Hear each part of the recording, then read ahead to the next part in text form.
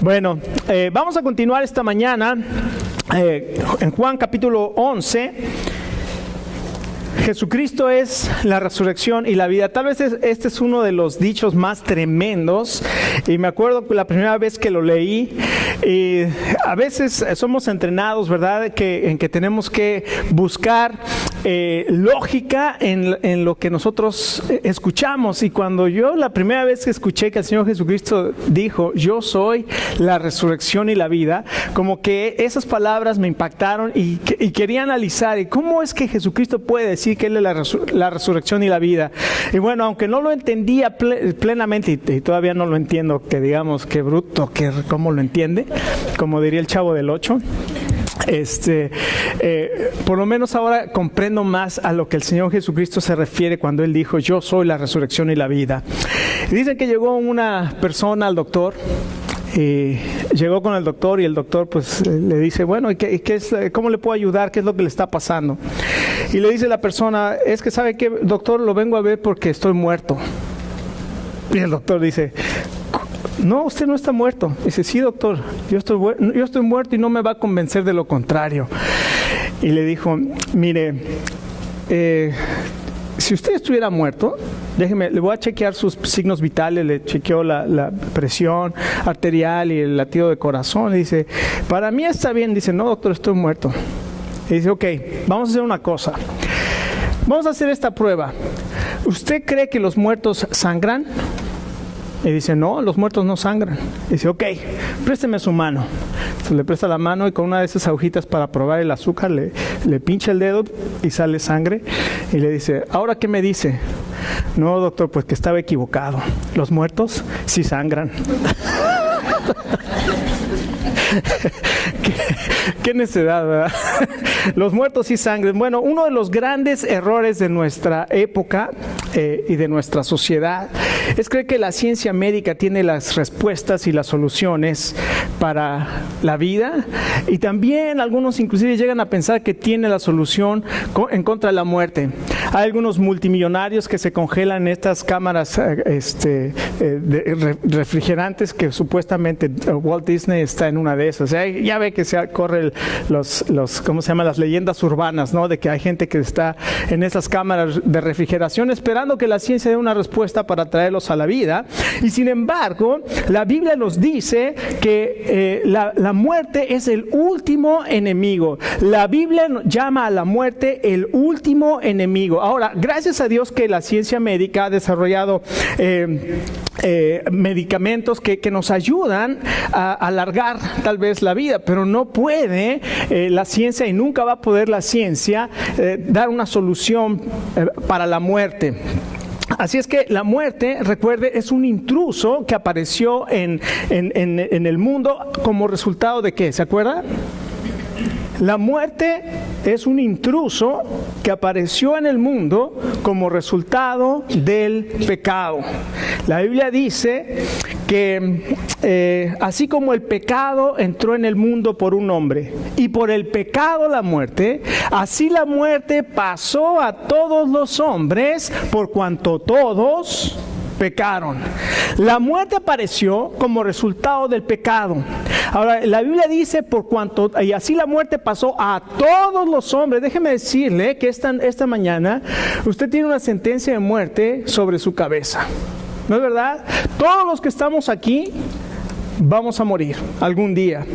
Y aunque nosotros tenemos esta sentencia de muerte, bueno, los científicos en el área de la medicina hacen todo lo posible para que la muerte no llegue. Pero déjeme decirle una cosa, hasta ahora, después de todo lo que los científicos han hecho en el área de la medicina, la tasa de mortalidad sigue siendo la misma, el 100%. ¿Me entendió? No me entendió. ¿Por qué? Porque la muerte no se puede evitar. Aunque se haga lo que se haga, todos nosotros vamos a morir. Ahora, claro que es importante que cada uno de nosotros cuidemos de nuestro cuerpo, porque el cuerpo es el templo del Espíritu Santo, y la Biblia nos enseña que debemos cuidar el cuerpo. Claro, dice también la Biblia que es más importante la piedad, el ejercicio de la piedad es más importante que el ejercicio físico. Así es que si le ponemos atención al cuerpo, el ejercicio físico, también tenemos que hacerlo mucho más el ejercicio espiritual. Pero de todas maneras, es importante que nosotros tengamos y cuidemos nuestro cuerpo y bajemos los niveles de colesterol y bajemos los niveles de azúcar en la sangre y nos cuidemos de no comer mucha sal. Bueno, eso es lo que dicen, tomar mucha sal porque te sube la presión y tomar café y muchas otras cosas que yo sí hago, ¿no? Tomar café. Porque ¿sabe qué? El día que nos muramos vamos a ser los cadáveres más sanos que hay de todas maneras, ¿no? La muerte es inevitable y el hombre jamás va a poder tener la solución contra la muerte. Sin embargo, escuche, esto es algo maravilloso que vamos a ver este día. Aquí en el relato del Evangelio según San Juan capítulo 11, encontramos el testimonio de un testigo ocular, es decir, que estaba ahí cuando el Señor Jesucristo dijo una de las palabras más tremendas que se han pronunciado: yo soy la resurrección y la vida. El que cree en mí, aunque esté muerto, vivirá, y todo aquel que vive y cree en mí no morirá eternamente. Y le preguntó a Marta, que estaba ahí con él: ¿crees esto? Y Marta dijo: sí, Señor, yo creo que mi hermano va a resucitar en el día postrero. La palabra de Dios nos dice que el Señor Jesucristo es la resurrección y la vida, y el Señor Jesucristo puede vencer y ha vencido a nuestro último enemigo, que es la muerte. En este mensaje, en este pasaje de esta mañana, vamos a encontrar tres enseñanzas maravillosas. En primer lugar, vamos a encontrar que el Señor Jesucristo confronta la fe de esta mujer, de Marta. Fíjense qué maravilloso. Hay esta familia está compuesta de Marta, María y Lázaro, el que había muerto. El Señor Jesucristo en este pasaje confronta la fe de Marta, consuela el dolor de María y restaura la vida de Lázaro. Qué impresionante, ¿no? Y es lo que nosotros vamos a aprender esta mañana en este pasaje de San Juan capítulo 11, pero además tiene una aplicación maravillosa para cada uno de nosotros en nuestra vida. Recuerde, el Señor Jesucristo, sabemos que la Biblia dice que el Señor Jesucristo amaba mucho esta familia de Marta, María y de Lázaro. Y dice la palabra de Dios que Lázaro enfermó y María y Marta mandan llamar al Señor Jesucristo. Le van a dar un mensaje de que Lázaro está enfermo. Y cuando va la gente a decirle al Señor Jesús: Señor, tu amigo Lázaro está enfermo. Y el Señor Jesucristo escucha esas palabras y dice que la Biblia que se quedó 2 días más donde estaba. Y después, al segundo día, le dijo a sus discípulos: vamos a casa de Lázaro porque él duerme. Y dice: Señor, si duerme quiere decir que se va a poner bien. Y dice: no, dice la Biblia, les estaba hablando del dormir, no del sueño, sino de la muerte, es decir, Lázaro había muerto. Y entonces el Señor Jesús comienza a caminar a Betania, donde vivía Lázaro y María y Marta. Y vamos a ver lo que la palabra de Dios dice en el verso 17 de Juan capítulo 11. Dice las siguientes palabras: a su llegada, Jesús se encontró con que Lázaro llevaba ya 4 días en el sepulcro.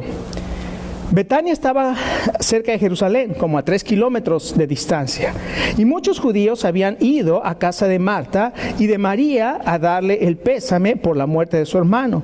Cuando Marta supo que Jesús llegaba, fue a su encuentro, pero María se quedó en la casa. Señor, le dijo Marta a Jesús: si hubieras estado aquí, mi hermano no habría muerto, pero yo sé que aún ahora Dios te dará todo lo que le pidas. Tu hermano resucitará, le dijo Jesús. Yo sé que resucitará en el día de la resurrección, en el día final, respondió Marta. Entonces Jesús le dijo: yo soy la resurrección y la vida. El que cree en mí vivirá aunque muera, y todo el que vive y cree en mí no morirá jamás. ¿Crees esto? Sí, Señor, yo creo que tú eres el Cristo, el Hijo de Dios, el que habría de venir al mundo. Dicho esto, Marta regresó a la casa y llamando a su hermana, María le dijo en privado: el maestro te llama. Fíjense cómo aquí el Señor Jesucristo viene, después de haber escuchado de la enfermedad de Lázaro, se tarda 2 días, regresa o va a Betania, de Jerusalén a Betania, que tal vez caminando 45 minutos estaba a 3 kilómetros de distancia, y cuando llega, Marta lo sale a recibir. Cuando se entera que el Señor Jesucristo viene, Marta sale a recibirlo y le dice: Señor, si tú hubieras estado aquí, mi hermano no hubiera muerto. Ahora, el carácter de Marta es muy diferente al carácter de María. Nosotros recordamos aquella vez que que el Señor estaba enseñando en la casa de María y Marta estaba sentada a los pies del Señor Jesús, y Marta andaba como torbellino por la casa sirviendo a todos los invitados, y fue y le dijo al Señor Jesús: Señor, dile a María que me ayude, soy la única que estoy sirviendo. Y le dijo: Marta, Marta, tú siempre estás afanada, tu hermana ha escogido la mejor parte y esa no se le va a quitar. Es decir, estar a los pies del Señor es mucho mejor que andar como torbellino por todas partes. Marta tenía el carácter de hacer las cosas. Ella no podía estar sentada, ella tenía que andar viendo. Entonces ella, cuando había muerto Lázaro, andaba, yo me imagino, por todas partes caminando, pensando, si el Señor Jesús hubiera estado aquí, ¿dónde está el Señor Jesús? ¿Por qué no está aquí? Cuando viene, se acerca y le dice: Señor Jesús, si tú hubieras estado aquí, mi hermana no habría muerto. Ahora, cualquiera puede pensar que Marta le estaba reprochando al Señor Jesús que no estuviera ahí. Sin embargo, yo no creo que le estuviera reprochando, sino más bien ella estaba diciendo: Señor, es mi deseo hubiera sido que si tú estás aquí, esto que le sucedió a mi hermano, la muerte, no hubiera pasado. Y le dice algo tremendo: sin embargo, yo sé que aún ahora tú puedes hacer algo. Y algunos piensan: ¿qué es lo que usted cree que María estaba esperando del Señor Jesús cuando le dijo: mas ahora yo sé que todo lo que pidas te será dado? ¿Qué cree que estaba esperando Marta?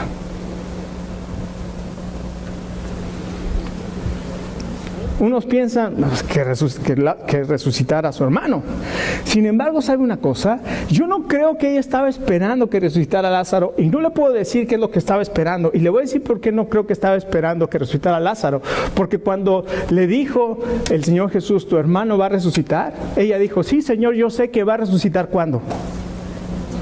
En el día postrero. Entonces no estaba esperando en ese momento que Lázaro resucitara, sino estaba viendo hacia el futuro. El Señor le dice: tu hermano va a resucitar, y ella dice: sí, Señor, yo sé que va a resucitar en el día futuro, en el día final. Ahora, déjeme decirle, para que entendamos una cosa, la Biblia habla de 2 tipos de resurrección, ¿ok? Cuando usted llega al libro de Apocalipsis, va a encontrar: esta es la primera resurrección, o la segunda resurrección, el segundo tipo de resurrección. ¿Cuál es el primer tipo de resurrección? El primer tipo de resurrección es la resurrección para los creyentes, ¿ok? Los creyentes vamos a ser resucitados si morimos y el Señor Jesús no ha venido. Vamos a ser resucitados, nuestros cuerpos se van a unir con el alma y el espíritu, y vamos a vivir físicamente en la tierra por 1000 años con el Señor Jesucristo. Eso es lo que dice la Biblia. Aunque nosotros muramos, nuestro cuerpo un día va a ser resucitado y vamos a habitar con el Señor Jesucristo cuando Él reine aquí en la tierra por 1000 años, ¿ok? Pero hay una segunda resurrección.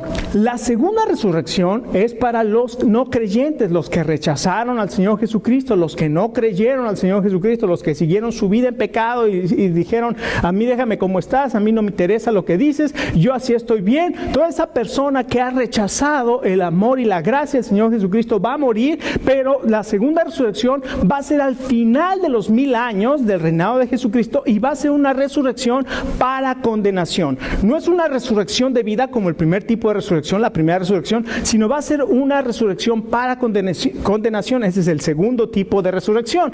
Ahora, ya que hemos entendido un poquito más acerca de la resurrección, a nosotros a veces nos sucede lo que le sucedió a Marta. Creemos la doctrina, creemos la escritura, creemos las promesas, pero no vivimos la doctrina ahora, no vivimos las promesas ahora, siempre estamos pensando que va a ser para el final.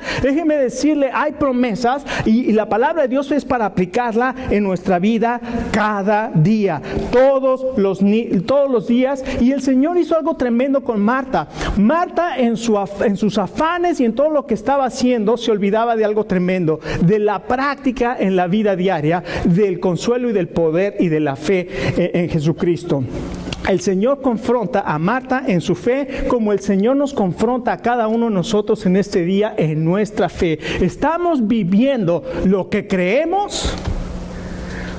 ¿O estamos esperando un mejor día para vivir lo que creemos?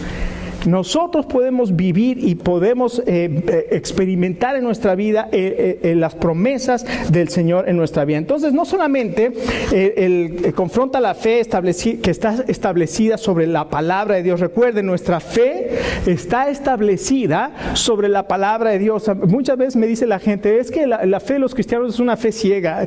Cualquiera que dice que nuestra fe es una fe ciega, no entiende lo que es el cristianismo, porque nuestra fe no está basada en ideas, no está basada en ilusiones, está basada en lo que Dios dice. Si Dios lo dice, lo podemos confiar. Si alguien viene y me dice que dijo Nostradamus que en el año 2014 o el 2016 se va a acabar el mundo, y Nostradamus era un obispo, un sacerdote, o era no sé qué, ¿lo dice la Biblia? No.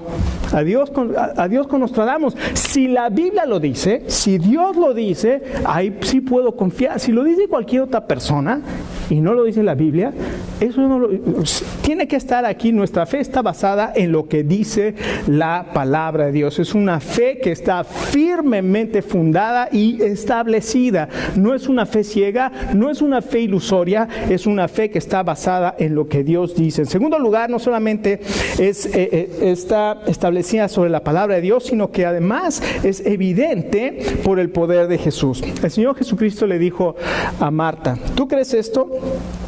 Y dice, sí, Señor, yo creo que mi hermano va a resucitar en el día final.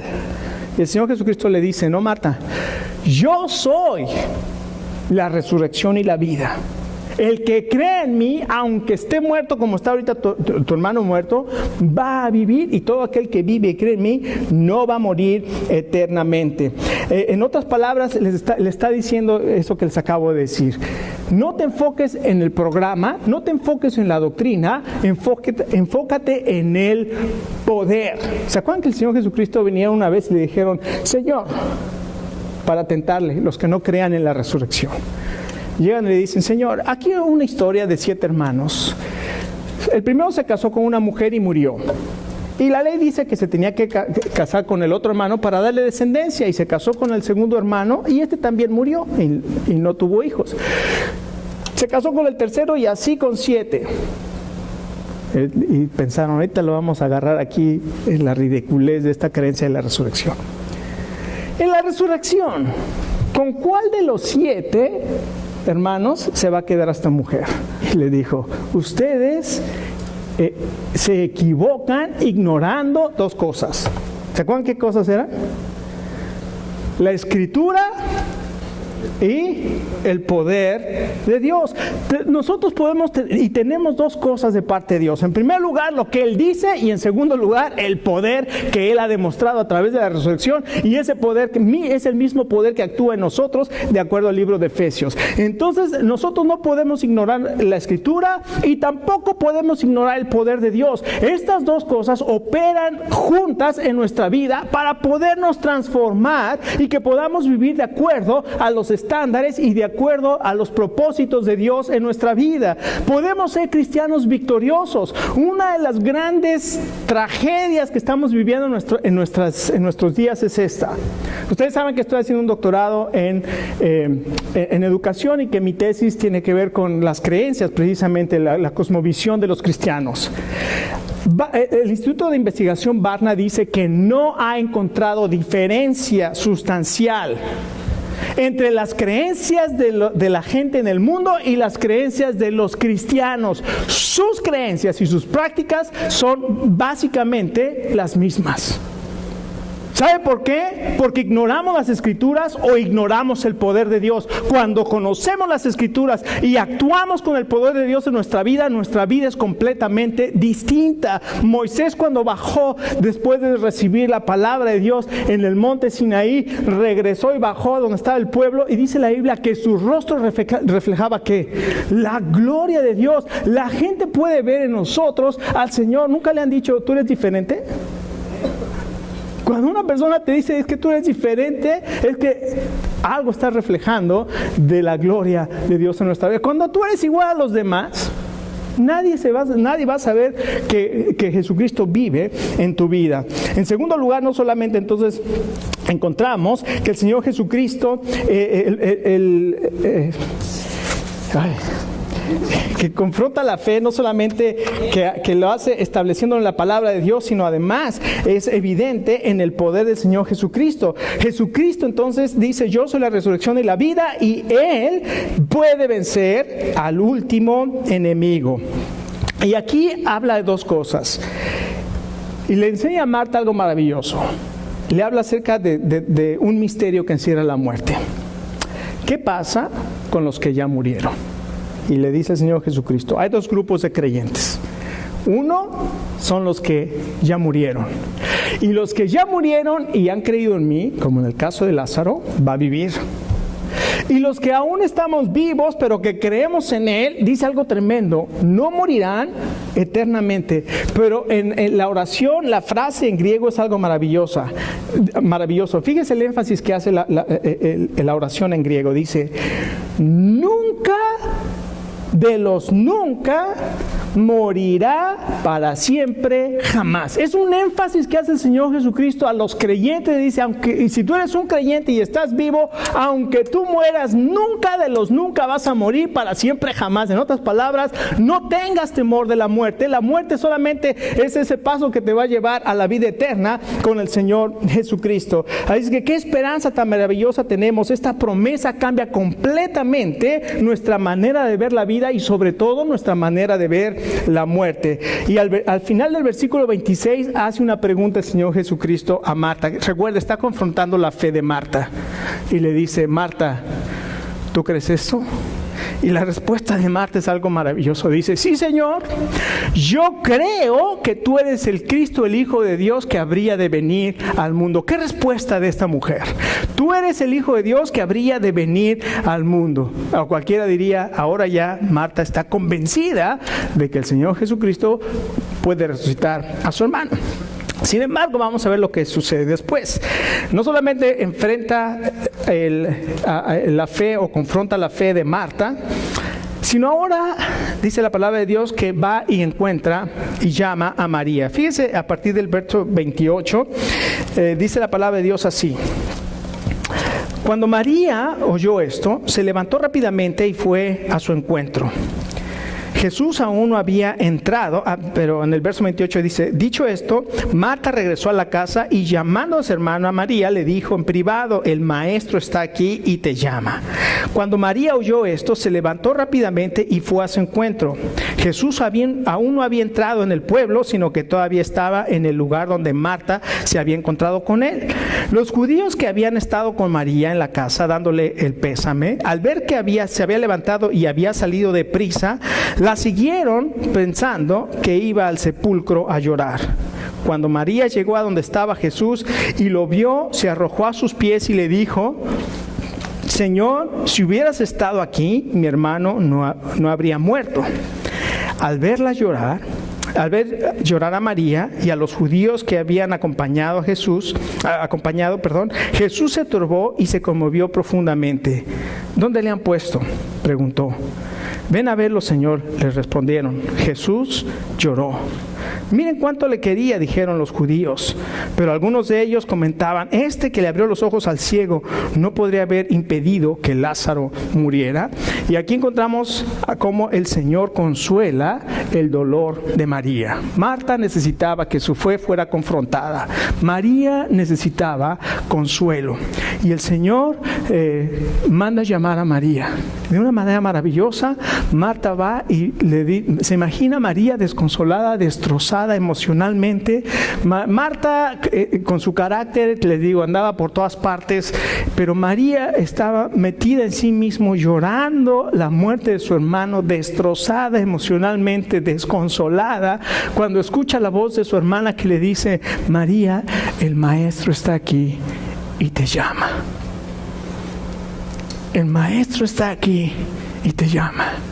Yo no sé si usted en este momento está aquí pasando por situaciones difíciles, pasando por pruebas, pasando por aflicción, pasando por enfermedad, pasando por alguna situación difícil y puede escuchar la voz del Señor Jesús que le dice, te llama, el Maestro está aquí y te llama. Y ella sale corriendo a donde estaba el Señor, de tal manera que los que estaban ahí llorando con ella salieron atrás de ella buscando y va a ir a llorar al sepulcro, vamos a acompañarla, está destrozada emocionalmente, nos necesita apoyo, necesita nuestra ayuda. Corrieron atrás de ella y cuando llega se encuentra con el Señor Jesús y le dice las mismas palabras que le había dicho Marta. Señor, si tú hubieras estado aquí, mi hermano no habría muerto. Y el Señor le dijo, ¿dónde le han puesto? Pero dice algo tremendo. Antes de decir dónde le han puesto, dice, al ver a llorar a María y a los que estaban con ella, él le dijo, ¿dónde le han puesto? Ven y ve, y los llevaron al sepulcro, y el Señor Jesús dice que comenzó a llorar. Fíjense cómo el Señor Jesucristo consuela de una manera personal. El consuelo del Señor Jesucristo es personal. Él se acerca a ti, Él se acerca a donde estás, conoce tu dolor, conoce tu aflicción, conoce dónde estás y Él se acerca a ti de manera personal, pero no solamente de manera personal, sino además te consuela de una manera profunda. No sabía cómo poner esta frase, porque no solamente es de una manera personal, sino Él llora contigo. Lo iba a decir, lo hace de una manera empática. Esa palabra suena medio dominguera, ¿no? Pues es domingo. Es una palabra de Él se empatiza contigo, se pone en tu lugar, Él te abraza de una manera que Él siente lo mismo que tú, Él te consuela de una manera profunda.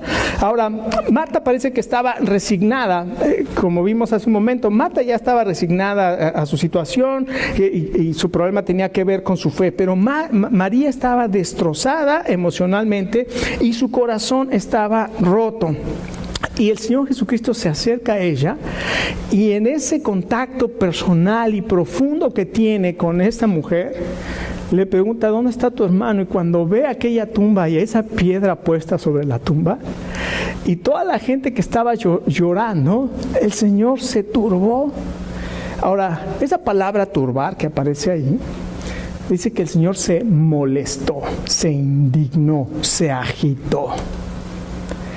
Y cualquiera pregunta, bueno, ¿y por qué se enojó el Señor? A lo mejor se enojó por esa bola de hipócritas que estaba ahí alrededor de María llorando con ella, porque usted sabe que había llorones profesionales en aquel entonces. Entonces se moría uno y mandaban llamar a los llorones.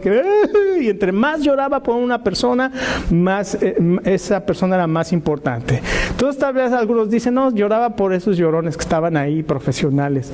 Pero el Señor Jesús, por lo que lloraba, es algo que algunos comentaristas, claro que los comentaristas, alguien dijo que si tú quieres escuchar reír a los ángeles, se ponen a leer los comentarios, ¿no? La Biblia dice, lo que crees. Pero algunos de los que dicen que por qué lloraba el Señor y por qué estaba indignado, no porque lloraba, sino porque se indignó, fue por lo que el pecado causa. Al Señor le duele que por el pecado la muerte haya entrado en el mundo. Eso es lo que le duele al Señor, que la muerte tuviera que haber entrado en el mundo por el pecado. Al Señor le duele el pecado en la vida del ser humano.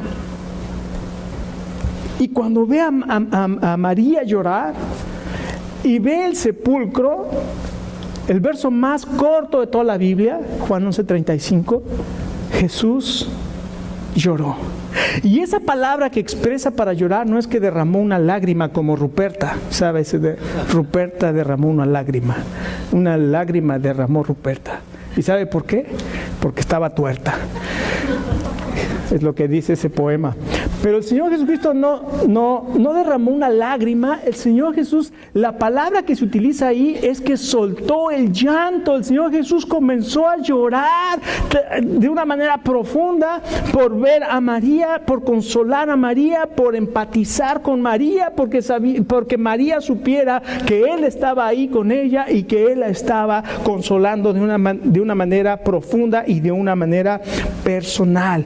Déjeme decirle, el Señor comparte nuestro dolor. El Señor comparte nuestro sufrimiento. El Señor comparte nuestro sentimiento, nuestro padecimiento, nuestros problemas, nuestras emociones. Esta mañana el Señor nos recuerda que Él nos ama tanto que Él se compadece y nos consuela y se hace uno con nosotros en nuestras necesidades y en nuestros problemas. ¿Estás pasando por circunstancias difíciles esta mañana?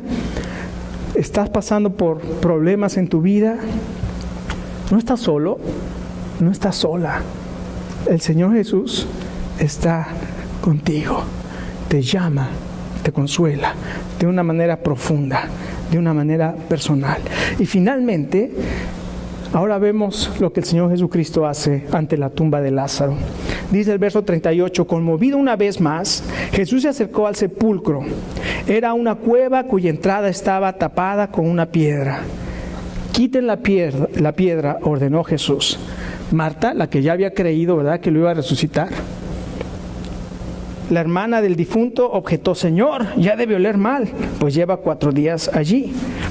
Jesús voltea y le dice, ¿no te dije que si crees verás la gloria de Dios? Le contestó Jesús. Entonces quitaron la piedra. Jesús, alzando la vista, dijo, Padre, te doy gracias porque me has escuchado. Yo sabía que siempre me escuchas, pero lo digo por la gente que está aquí presente, para que crean que tú me has enviado.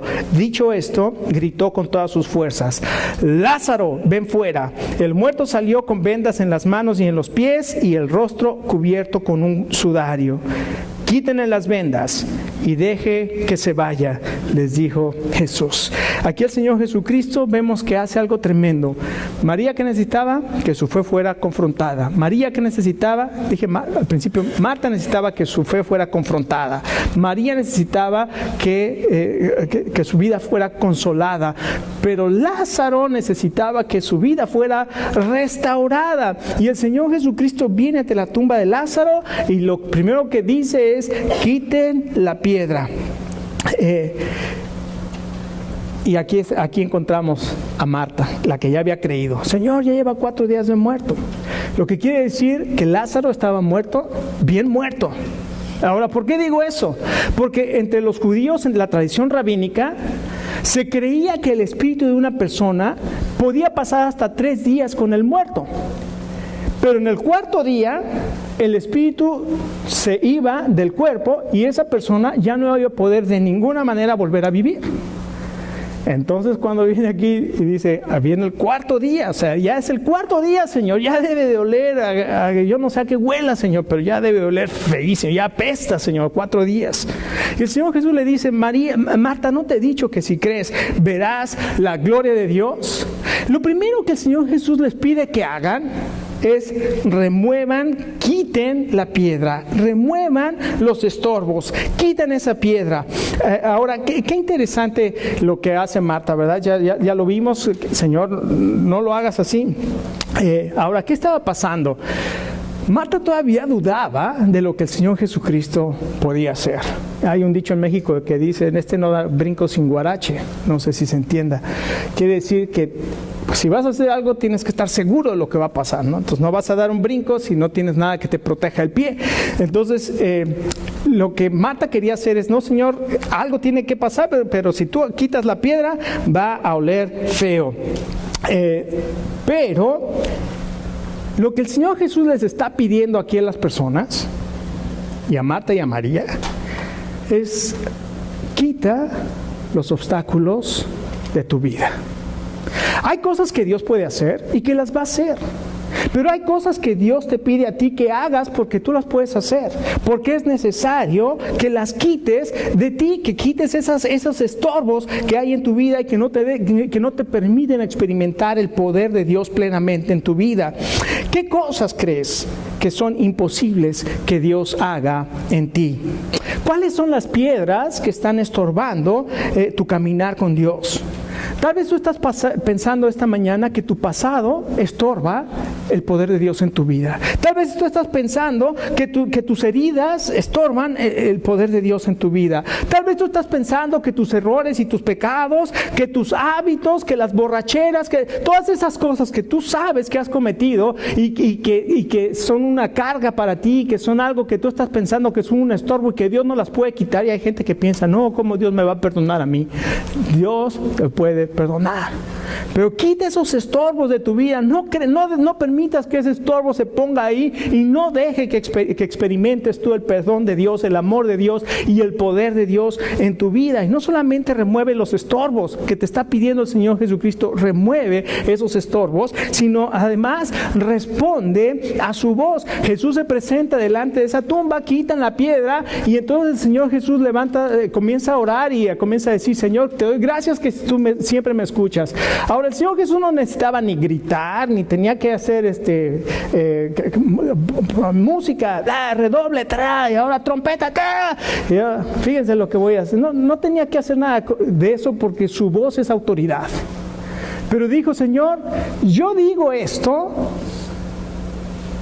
por los que están aquí, para que sepan que tú me enviaste. Levantó la voz y dijo, Lázaro, ven fuera. Y el que estaba muerto se levantó y salió de la tumba. Déjame decirte, Dios puede restaurar tu vida.